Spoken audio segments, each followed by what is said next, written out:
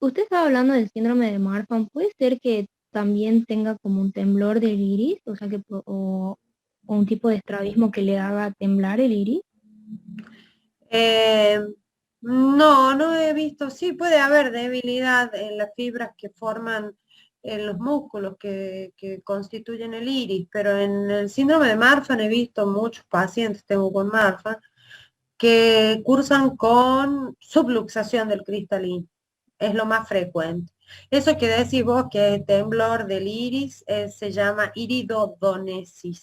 Es como cuando hay movimiento del globo ocular, se mueve el iris. Yo lo vi Y en una chica que tenía estrabismo y bueno, que también tenía Marfan. claro, bueno, digamos que había, pero no es de primera, digamos, no es una de las Claro, características, pero puede existir. claro, pero Síndrome de no sabía Marfan si era tiene todo posible. alterado lo que es la síntesis del colágeno, por lo tanto, todas las estructuras que tienen o están formadas por colágeno pueden tener alguna alteración, ¿sí? Mm, sí, gracias. Bien. El lenticono anterior y posterior es cuando el cristalino tiene una malformación como una protuberancia en la parte posterior o en la parte anterior, como se observa acá en la fotografía. ¿Sí? Es unilateral y si es bilateral está asociado al síndrome de Alport. Esta foto que ustedes observan es visto con una lámpara de hendidura que usamos los oftalmólogos para poder ver en tres dimensiones. Es decir, acá se observa la córnea, que es esta línea blanca anterior, un espacio que sería la cámara anterior y recién detrás de la pupila dilatada está el cristalino. ¿Sí? Coloboma de cristalino. Coloboma significa cuando hay una falta de desarrollo embriológico en alguna estructura. Puede ser coloboma del nervio óptico, coloboma del iris, coloboma del cristalino, ¿sí? Ocurre entre el tercer y cuarto mes de embarazo. Hay un cierre incompleto de la fisura óptica. También se asocia a Marfan, Marchesiani, homocistinuria, puede asociarse a coloboma de párpado, iris y retina, porque si hay una alteración en el cierre de la fisura óptica cuando se está formando el globo ocular,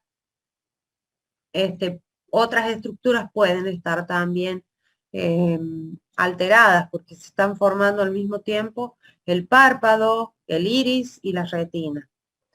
Generalmente es en la parte inferior nasal, ¿sí?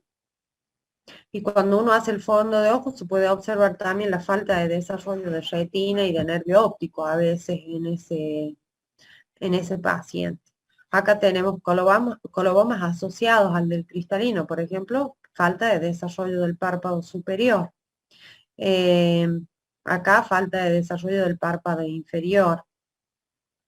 En este caso, en la foto del medio, falta el desarrollo del iris también. Y acá falta el desarrollo de este sector de la retina. Es como que no terminó de cerrarse la hendidura óptica para formar todo el globo ocular o todas las estructuras del globo ocular, ¿sí? Sí, profe. L- ¿Eso Las del párpado se opera? perdón. Disculpe, profe. ¿Eso del párpado se opera? Sí, se opera, se hace injertos. Muchas veces yo hago estética de párpados y lo que hago, esto es una falta de tejido total, falta tarso, músculo orbicular, eh, el músculo de Müller. Bueno, hay una serie de estructuras en el párpado que no están desarrolladas. Por lo tanto, yo hago un corte acá, estiro del párpado inferior hacia el superior, lo suturo ahí, el ojo queda cerrado por un tiempo hasta que después puedo cortar y dejar ese injerto que salió del párpado inferior, dejarlo ahí. ¿Por qué es tan laxo el párpado? Son tan laxos cuando uno estira que puede, hasta el 20% del párpado yo lo puedo estirar y unirlo, ¿sí? A veces puedo llegar a unirlo así directamente, pero en este caso hay una pérdida bastante importante del párpado superior. Pero sí, sí, porque si no quedaría expuesto el ojo, empiezan a tener úlceras de córnea, infecciones, bueno, una serie de complicaciones que le impide desarrollar la visión. Claro. Las anomalías en la posición del cristalino son la ectopía lentis, la subluxación del cristalino y la luxación directamente del cristalino. Acá tenemos ectopía lentis, es el desplazamiento congénito del cristalino, que puede estar asociado a otras enfermedades. Generalmente hay una subluxación. Ectopía lentis quiere decir que el cristalino no está en su posición normal, ¿sí? Y está subluxado. Subluxado es como que está desplazado. Acá hay un desplazamiento parcial del cristalino, secundario a un traumatismo que hubo ahí en la zónula y por lo tanto se rompieron las fibras que lo sostienen, ¿sí? Se subluxó. Y esto se ve mucho en síndrome de Marfan. A veces se luxa totalmente el cristalino. Y la luxación del cristalino es la pérdida total de la posición normal. O se puede ir hacia el vítreo, desplazar hacia la parte posterior, o se puede desplazar hacia la cámara anterior. Por debilidad zonular o porque tenía ectopía lentis y después terminó desprendiéndose totalmente por catarata, glaucoma, uveitis, y el tratamiento aquí siempre es quirúrgico. La única forma de que esto desaparezca es sacarlo al cristalino, ya sea de cámara anterior o de vítreo, porque el cristalino está constituido por proteínas que cuando están fuera de su lugar generan toda una inflamación dentro del ojo que se llama uveitis y que es bastante grave. Y cuando se desplaza hacia cámara anterior, bloquea la salida del líquido del ojo, que es el humor acuoso, y nos genera un glaucoma agudo y el paciente puede quedar ciego. En este caso se lo aspira y en este caso se hace una vitrectomía. Cuando se va al vítreo, se hace una vitrectomía y se extrae el cristalino. Acá tenemos una luxación postraumática, ¿sí? Es decir, hubo un golpe en el ojo y más la debilidad zonular hizo que el cristalino se desplazara hacia cámara anterior. Y esto es por microefferenfacia. Es tan chiquitito el cristalino que se desplaza hacia adelante y la zónula se rompe. También tenemos la afaquia congénita, quiere decir que no se desarrolló el cristalino, por lo tanto el paciente no tiene poder de refracción y de poder enfocar las imágenes en la retina. Hay agenesia, no existe, no se formó. Es muy rara. Se asocia generalmente a otras anomalías. No se forma el cristalino a partir del ectodermo, que es ahí donde se empieza a formar. Y siempre digamos, que se coloca una lente dentro del ojo para poder hacer que el paciente tenga poder de refracción y enfocar las imágenes en la retina y desarrollar visión. Esto hay que hacerlo cuanto antes, porque si no el paciente se hace ambliope, que ya les dijeron lo que era ambliopía en la clase de estrabismo. El ojo se hace vago, no aprende a ver. Y la catarata es la opacificación del cristalino. Un cristalino sano está constituido por la cápsula, el epitelio y la corteza y el núcleo, ¿sí? Todas estas estructuras digamos que se ubican como las capas de una cebolla, es lo mismo, es como si tuviera capas, ¿sí? Lo que es núcleo, corteza. Con los años se va poniendo cataratoso, es decir, blanco, duro y va creciendo de tamaño. Esto es catarata. Se llama catarata a toda la opacificación del cristalino, independientemente si es una opacificación localizada o si es una opacificación total. ¿Cómo se clasifica la catarata? Según la zona de opacidad puede ser nuclear cuando está opaco el núcleo, nada más. Capsulares cuando está opaca la cápsula. Subcapsulares cuando está opaco por debajo de la cápsula o corticales cuando está opaca la corteza. Según el desarrollo puede ser inmadura, en evolución, madura, hipermadura o morganiana. Hipermadura es cuando es una catarata blanca, nacarada. ¿Sí? Uno le mira la pupila al paciente y está blanco, no se ve la oscuridad de la pupila. Y morganiana es cuando ya se hace de color amarillento y a veces hasta negra llega a ser de tanto que ha evolucionado la catarata. En la actualidad no se ve mucho, salvo en gente del campo que no se controla o que no tiene acceso a la consulta oftalmológica. Según su etiología, lo más frecuente es que sea senil con la edad, puede ser traumática por algún golpe, tóxica por alguna intoxicación con algunas drogas, metabólicas, secundarias a otras patologías o asociada a algún síndrome. Secundaria al consumo de fármacos, por ejemplo, los corticoides generan un tipo de catarata que es la subcapsular. Y según la aparición puede ser congénita desde el nacimiento, que es una urgencia oftalmológica y se debe operar inmediatamente para reponer la visión del globo ocular, si no el paciente se hace ambliope. Infantil, juvenil, presenil y senil.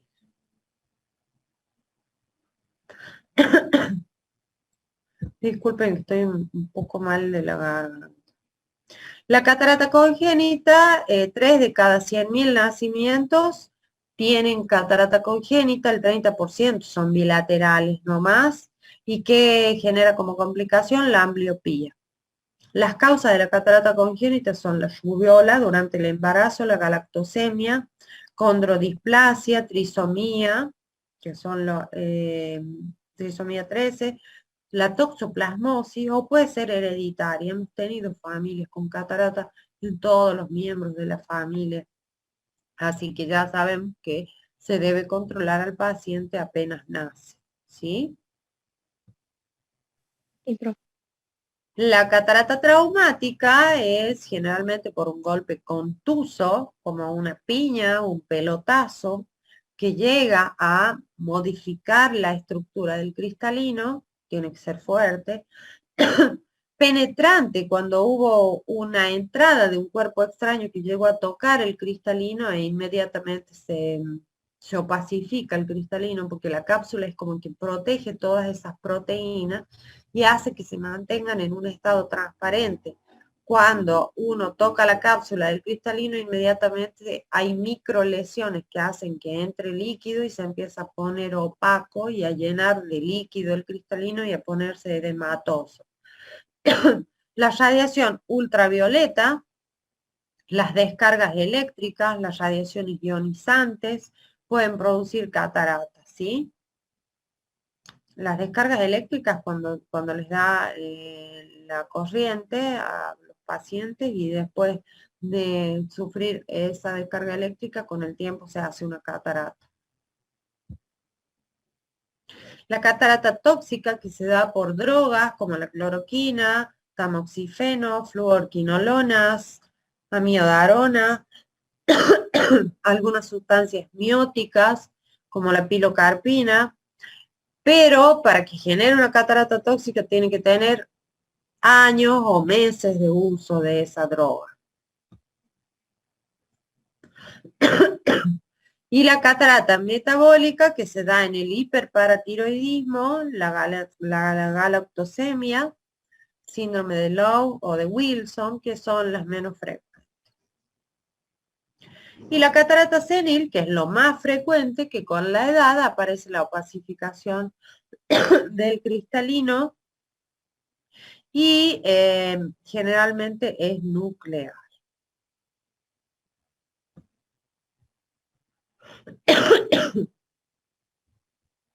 Voy a tomar agua, disculpa.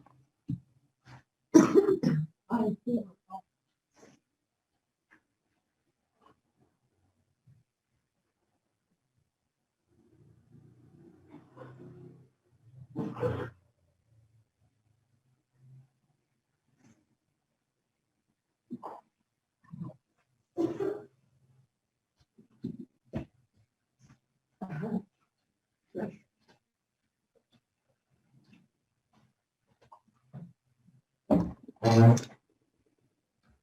Bueno, acá tienen todos los tipos de cataratas que se pueden dar en la senectud, es decir, en las personas seniles.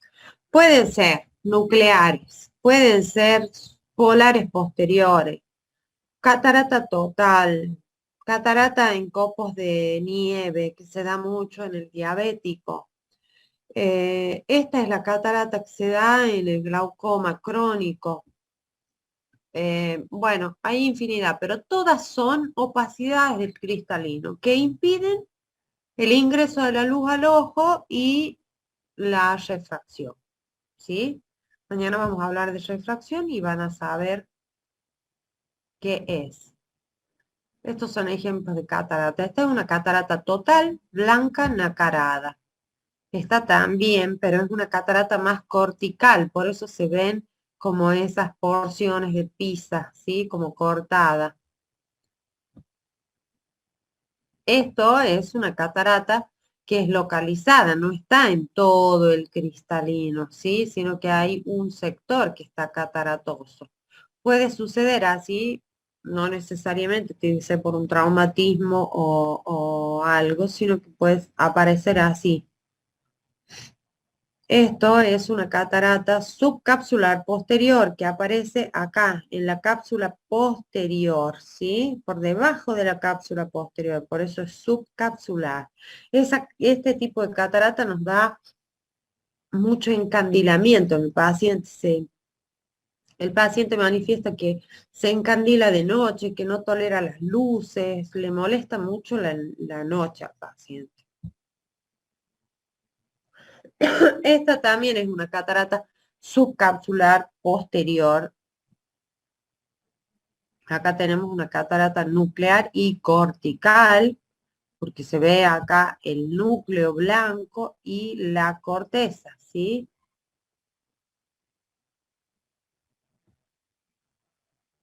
Esta es una catarata total. Esta es una catarata en forma de estrella que se da subcapsular anterior, es decir, en la cápsula anterior del cristalino. Ay, no sé. Perdón, pero me dio tos. No hay problema, profe.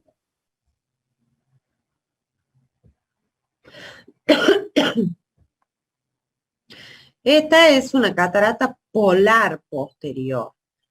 Es decir, aparece en la parte posterior del cristalino y es bien central. Esta catarata cuando la vamos a operar hay que tener mucho cuidado porque está adherida a la cápsula posterior. Y si la cápsula se rompe, se nos viene el vitrio desde atrás. Los signos de la catarata son disminución de la visión, halos alrededor de las luces, que también los podemos ver en el glaucoma, fotofobia, especialmente las cataratas subcapsulares posteriores. El paciente empieza a cambiar de anteojos frecuentemente, a veces puede producir diplopía cuando es una catarata unilateral y leucocoria, que es la pupila blanca. El diagnóstico se hace clínicamente, se toma la agudeza del paciente y se hace el examen con esta lámpara de hendidura que nos permite ver en gran aumento y con un corte transversal el cristalino y la córnea, ¿sí? Y acá observamos que hay un cristalino cataratoso, esta es una catarata nuclear bastante avanzada y también se puede ver opacidades en la corteza. Ustedes pueden ver el cursor cuando les voy mostrando. Sí, profe. Sí. Perfecto. Después tenemos que evaluar al paciente y ver, hacerle un estudio de la córnea para ver si tiene astigmatismo, alguna deformidad, y un estudio que se llama biometría para medir la graduación que va a llevar la lente cuando saquemos ese cristalino. Le tenemos que colocar una lente que tenga el poder de refracción del cristalino de ese paciente. Y por eso hacemos la biometría para poder medir la lente y poner una graduación exacta como la que tenía antes ese paciente, ¿sí? Antes de tener catarata. Este es el topógrafo que me permite ver acá el astigmatismo, es decir, si hay o no deformidad de la córnea. Y también este aparato me mide la lente que va a llevar el paciente teniendo en cuenta el largo axial, teniendo en cuenta cuánto mide el ojo, qué posición va a ocupar esa lente dentro del ojo. Es bastante sofisticado el estudio y es bastante compleja la cirugía, digamos, para que no haya complicación. El tratamiento de la catarata siempre, siempre es quirúrgico. La técnica se llama facoemulsificación, que consiste en transformar esa catarata en polvo y aspirarla con líquido. En la antigüedad se extraía directamente todo el cristalino, pero el cristalino es grande, mide 9 milímetros, o sea que la herida que teníamos que abrir era grande. Y a causa de eso había muchas complicaciones postquirúrgicas como la endoftalmitis, las infecciones, las inflamaciones. En la actualidad hacemos una incisión, o sea, una herida de 2 milímetros, 2,3 milímetros, y a través de esa incisión sacamos la catarata y colocamos una lente que mide 9 milímetros, pero lo hacemos a través de la facoemulsificación. ¿Cuándo operar? Cuando la visión, cuando el paciente no mejora con lentes y se siente disconforme con su catarata, con su visión, perdón. Se hace con anestesia tópica y dura entre 3, 7, 15 minutos, a veces 20 minutos. La cirugía es rápida. Se utiliza microscopio, es el facoemulsificador y lo que se hace es aspirar a través de ese aparato por un sistema de irrigación y de aspiración, se va destruyendo el cristalino en forma de polvo y se lo va aspirando. Una vez que terminamos de aspirarlo, queda la cápsula y ahí en esa cápsula se coloca la lente intraocular. Esta lente entra plegada, como una hoja de papel, plegada como un pergamino, y entra por esa incisión tan pequeña y adentro se abre. Y ahí la podemos colocar dentro del saco capsular. Acá tenemos. Esta es la incisión de 2,3 milímetros. Esta es la punta del facoemulsificador que va transformando la catarata en polvo y la va aspirando y al mismo tiempo por estos orificios va irrigando. Y finalmente esta lente la ponemos dentro de un inyector plegada y una vez que la introducimos se despliega dentro del ojo, ¿ves? Así se va comiendo el cristalino y después así se coloca la lente intraocular, plegada en un inyector y adentro se va a desplegar.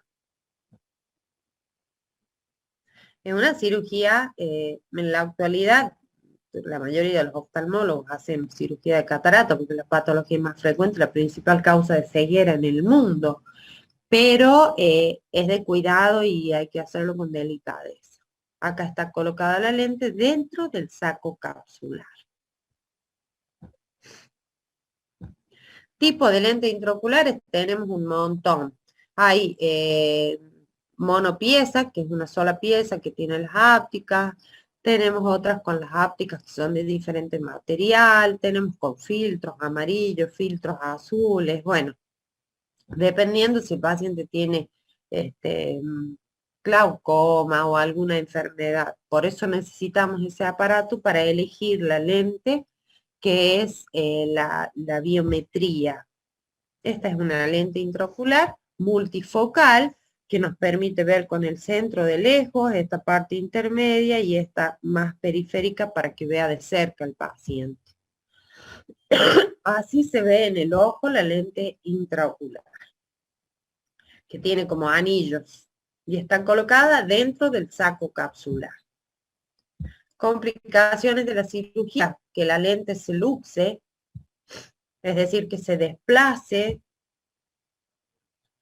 o que se rompa la cápsula posterior. Acá también se desplazó y nos causó una alteración en la pupila, una deformidad en la pupila,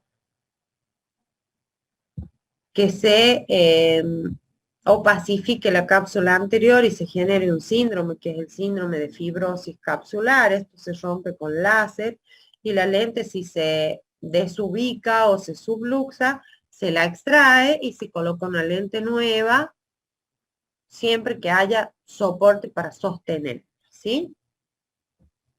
Bueno, chicos, esto es catarata, es como un pantallazo general de lo que ustedes deben saber y conocer. Saben que es quirúrgico el tratamiento, por lo tanto,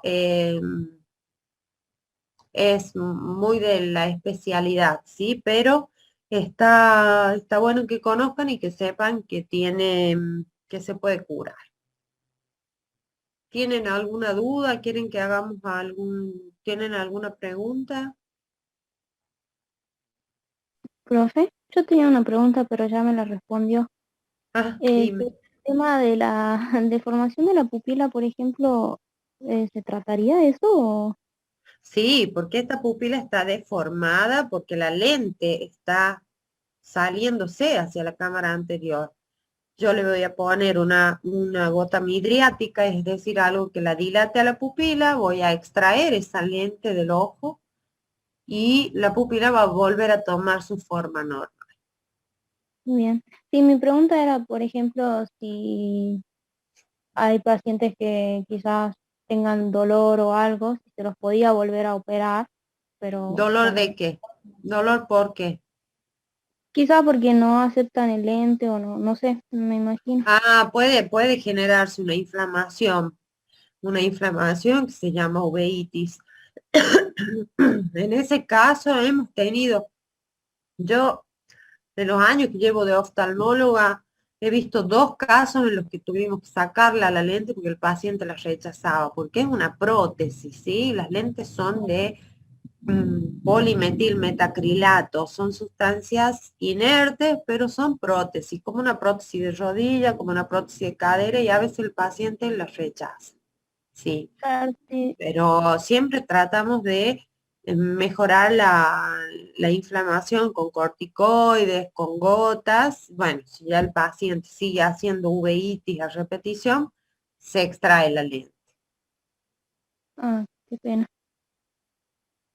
Igual se Claro, opta por un sí, lente aéreo, pero el lente aéreo con el aumento del cristalino es un lente de más 11, o sea, es un lente grueso, pesado, y no logra la misma visión el paciente.